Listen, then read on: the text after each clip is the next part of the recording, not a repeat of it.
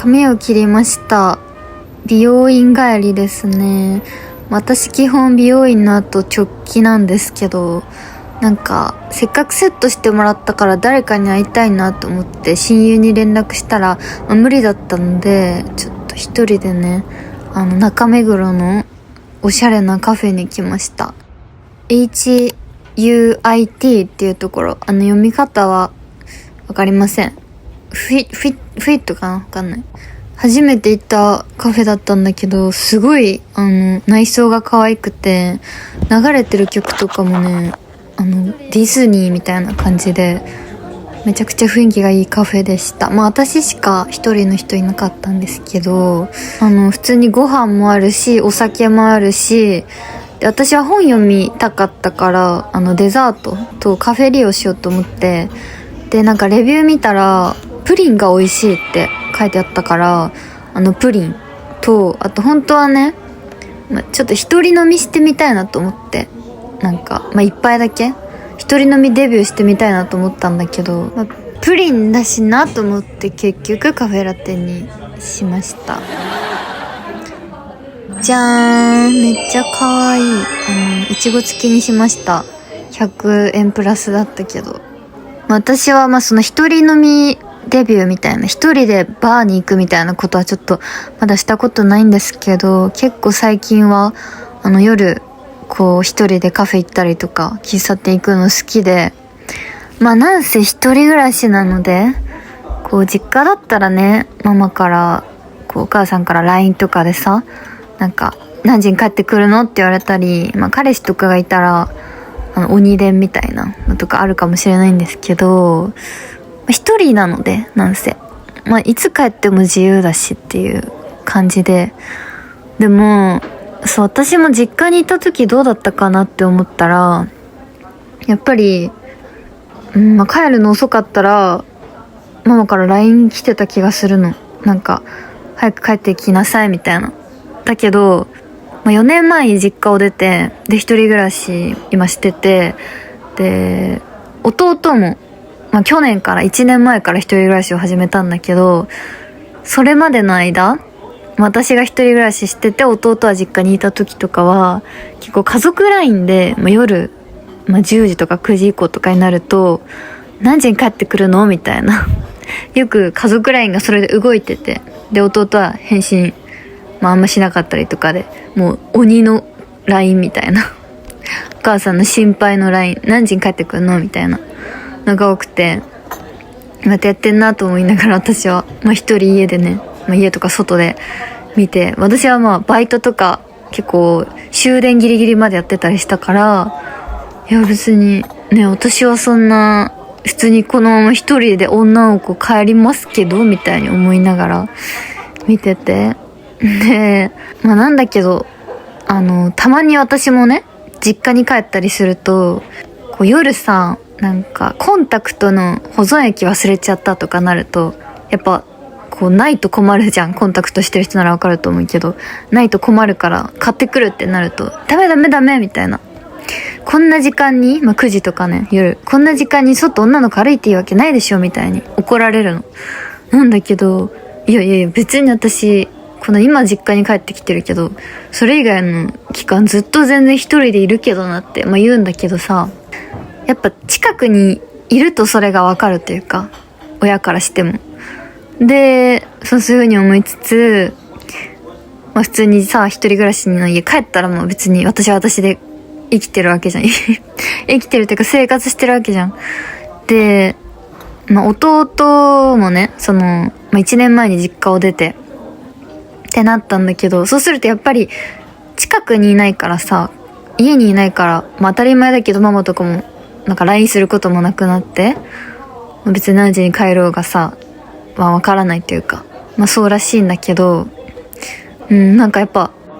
りその近くにいると、その人の生活というか、その人の全てが、心配にもなるし、知っておきたいっていう気持ちが働いちゃうのか、なんかさ、なんて言えばいいか分かんないけど、でも私も友達とかと会ってさ、バイバイする時とか、例えば体調がちょっと悪そうとかだと、帰り道すごい心配になったりとかさ、ちゃんと家帰れたかなとか思ったり、でもその子は別に普通に日々そういう体調が悪い日も一人で家に帰ってるわけじゃん。で、この間ママが初めて私の家に泊まりに来てくれて、で、嬉しくてその一日一緒にいたんだけど、で、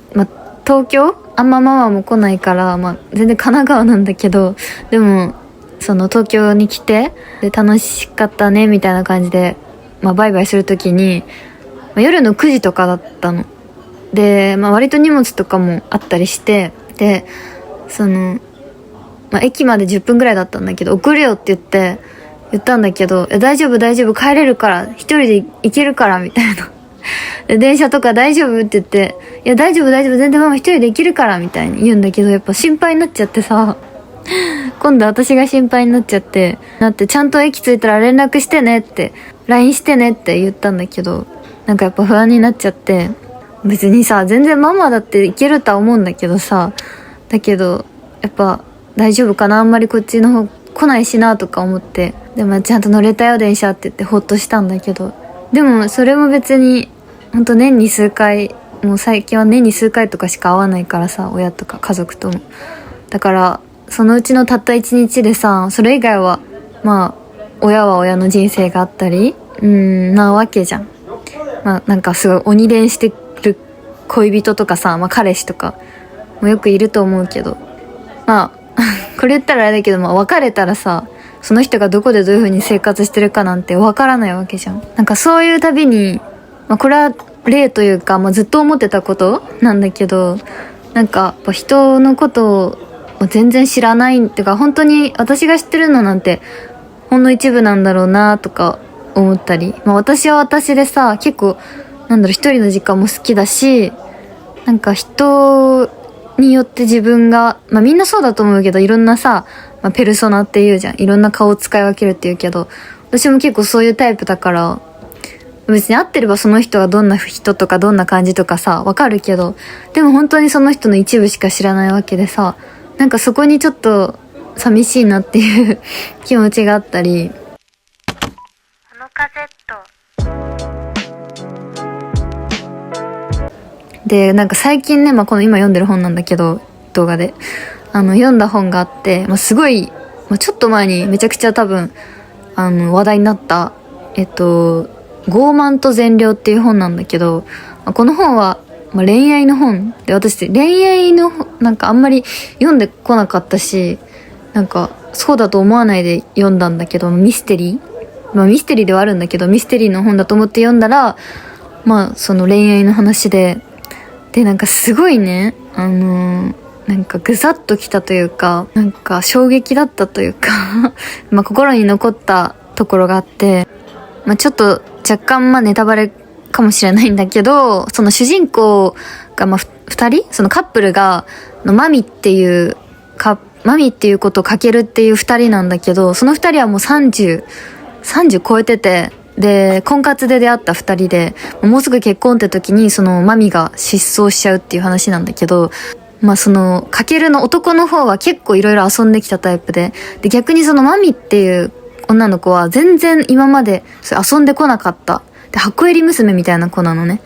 なんだけど、そのかけるがね、失踪していろんな人に話聞いてる時に、で、その親にも会いに行ったりしてるうちに、そのマミが本当に箱入り娘だっていうことが分かって、で、高校とか職場も親に選んでもらったというか、親もすごいその子育てに充実感を覚えてるタイプというか、子離れができてなくて、自分の目の見える範囲に置いておきたい子供、特にその妹のマミはそういう風に育てたいっていう感じで、最初はその親の被害者にも見えてたんだけど、マミはマミで自分の意思がなくて、親の言われる通りにやるのも嫌ではないみたいな、自分もどうしたらいいかわからないからなんとなく従って生きてきちゃったみたいな感じで、それをその失踪した後に知るんだけど、マミのお姉ちゃんののぞみにね、話を聞くの。そのお姉ちゃんは逆に若い時から家を出て、実家を出て一人暮らしして、早くに結婚してみたいな、結構現実見て親の言うこととかあんま聞かないでもう動いてきたタイプなんだけど、そのマミは親のなんだろう、親の言いなりになってるみたいなのを気にしてね、お姉ちゃんいろいろ話聞いてたんだけど、そんな時にマミが大学生ぐらいの時かなに、スノボに行くみたいな、男女で複数人でスノボに行くみたいなで、大丈夫かな行ってもみたいに、お姉ちゃんに相談するので、そういう話を聞いてこなかったから、いいじゃんって言って行ってきなよって言ったんだけど、マミはいやでもお母さんとか家族に親に知られたら絶対止められるしって言ったら、いやそんなの別に黙っていけばいいじゃんってお姉ちゃんは言うの。だけどそのマミはまあそっかって言って、まあそうだねって言って、でしばらく経って春ぐらいになったんだけど、そのマミからスノボ行ってきたみたいな話を聞かないなと思って、でそれでお姉ちゃんがマミにどうだったのスノボみたいに言ったら、あれ行かなかったみたいに言って、なんでかっていうと、結局なんか罪悪感というか、どうしようみたいな感じで親に言っちゃったんだって。私男の子もいるスノボ合宿っていうか行きたいんだけどどうかなみたいに言ったら、案の定止められたらしくて、でもそれに従って行かなかったらしいのそれを聞いてお姉ちゃんはなんか引いちゃったらしくて、なんか怖っみたいな、なんか親の言いなりになってると思ったけど、自分は自分でなんか何でも言っちゃうんだみたいな、何でも従っちゃうんだっていうその意志の弱さにもう言ってもダメだなってなったんだって。別にマミはある意味すごくいい子っていうか善良な子、すごく正しいことある意味正しく生きてるんだけど、でもそれだけじゃなんかうまくやっていけないこともあるというか、恋愛もそうだけど、人はなんかそういうちょっとはなんか悪さというかなんかいい子ちゃんだけだったら成長できないことってあるじゃん。なんかそういうずる賢さがないと生きていけないこともあるから、でも苦労知らずだった。親のレールに敷かれた通りに生きてきたから苦労知らずで、なんかそういう悪意を知らずに育っちゃったみたいなことをお姉ちゃんが言ってて、そしたらかけるが、なんかお姉ちゃんはそういう悪意も知らないとダメだよみたいな教えなかったんですかみたいに言ったら、なんかお姉ちゃんは、いやいやそんな悪意とかってそういうずる賢さっていうのは誰かに教えてもらってなるものじゃなくて、生きてるうちにそうせざるを得ない状況になった時に知るものだからみたいに言ってて、なるほどなと思って、私も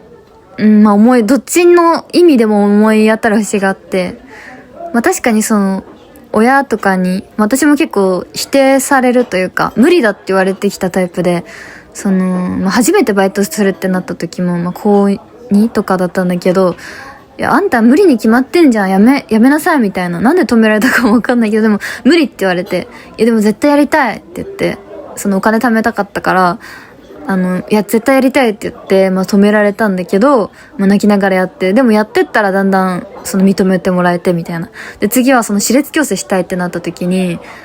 ぱ100何万とかかかるから、やっぱ自分でお金出さないといけないっていうのは分かってたから、ローン組みながらなんか工場とかで派遣バイトしながらやるって言ったら、無理絶対無理、やめなさいみたいな、もう両親も親どっちにも止められて、私大号泣みたいな。でもいいよって言ってもう無視してやってみたいな。で結局私立矯正も全部やったり、その時はもう本当に悲しくてさ、全部否定されることに泣いてたけど、でもそれでももう親にそういう風に言われて傷ついたけど、でもやるしかないと思ってやったら、もうよかったねできてみたいなそういうもんだし、親も言ってることすら忘れてたりさ、ただただ従ってるだけじゃ成長できなかったなとも思うし、そういうやりたいことに関して私結構自分の意見を通してきたタイプなんだけど、でも逆にマミみたいに私も恋愛とかそういう、マミみたいに飲み会とかも全然行かないタイプだし、それはそれでいいと思ってるんだけど、なんか私も綺麗なままでいたいみたいに思っちゃうしとかがあって、そういうでもそういう人に言えないことっていうのを経験しないと成長できないんだろうなと思う。最初の帰る帰らないの話もだけど、やっぱり特に親とか無意識に支配されてる状況、無意識に支配しちゃう人もいるじゃん。親もそうだし、パートナーとかね、恋人とかさ、結婚してる人だったら旦那さんとかに無理だみたいななんか言えないことをするみたいなそのなんかエロい話とかだけじゃなくて、なんかやってみたい、挑戦してみたいことがあるけど絶対止められるだろうなみたいなことを、まあ止められてもやるか、逆に黙ってやるか隠してやるかみたいな。でもそういう時に人は、まあ、成長したり大人になるのかなって最近思った。人に言えないことがとか、特に大事な人とかに言えないことが増えた時にやっぱ大人になるというか成長するのかなって思った。私は童心を忘れたくないとかいう気持ちもめっちゃ強いから、そういうとこは全然曲げるつもりもないし、なんか綺麗なままでいたいところは行ってもいいんだろうなとも思うけど、なんかこの本読んでまあ確かになんか人に言ってないような、自分の中にしか留めてないようなことがありそうな人、秘密が多そうな人ってやっぱなんか魅力的だなって思うの。なんかわかるじゃん、そういう人ってオーラがあるというかミステリアスな感じの人とか。まあだし、どんなに近くてもどんなに何でも知ってると思ってるような人で相手でも全然知らない面はたくさんあるんだろうなって思う。まあだからね、なんか夢を追ってる時とかさ、何か成し遂げたいことがある時は、だからやっぱり人は孤独になるのかなとか、一人だなって感じるのかなと思って。はい。まあこの話にもね、全然オチとかないんですけど、何が言いたいかっていうと、まあそのね、今孤独だなとか、なんか頑張ってるがゆえに孤独になっちゃってる人とかさ、あとまあ真面目に生きすぎて嘘ついたらダメなんじゃないかとか、秘密があったらダメなんじゃないかとか、私みたいに思ってる人がいたら、なんかそれもある意味魅力になるんじゃないかなっていうか、その糧になるんじゃないかなって思ったっていう話でした。はい。まあ、またカフェ行きたいな。よかったです、このカフェ。なんか良さそうな一人飲みできるバー、本読めるバーとかあったら教えてください。バイバイ。